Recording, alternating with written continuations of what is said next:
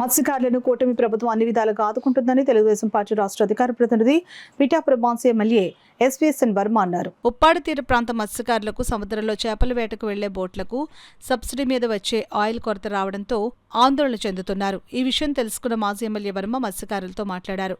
సమస్యని ప్రభుత్వం దృష్టికి తీసుకుని వెళ్లి పరిష్కరిస్తానని మత్స్యకారులకు హామీ ఇచ్చారు. కొంచెం ఇబ్బంది అంటే సెంట్రల్ గవర్నమెంట్ నుంచి వచ్చి సాఫ్ట్వేర్లో ప్రాబ్లం వల్ల ఇబ్బంది వచ్చి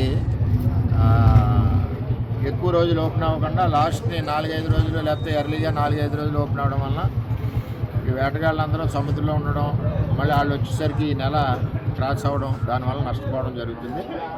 ఇప్పుడు మినిస్టర్ గారు అచ్చెన్నాయుడు గారి దృష్టిలోని డిపార్ట్మెంట్ దృష్టిలోని పెట్టాం. ఇది సార్ట్అవుట్ చేస్తారు ఒక వారం రోజులు 10 రోజుల లోపల. ఈసారి ఇబ్బంది కలగకుండా చేసే విధంగా నేను కూడా స్వయంగా వచ్చే వారం అక్కడికి వెళ్ళి మంత్రి గారిని కలిసి ఇది సార్ట్అవుట్ చేస్తాం. ఎందుకంటే అచ్చెన్నాయుడు గారే దీనికి సంబంధించిన మంత్రి కాబట్టి చేసి ఇబ్బంది లేకుండా నెక్స్ట్ మంత్ నుంచి ఇబ్బంది లేకుండా చూస్తామని చెప్పి తెలియజేస్తాం.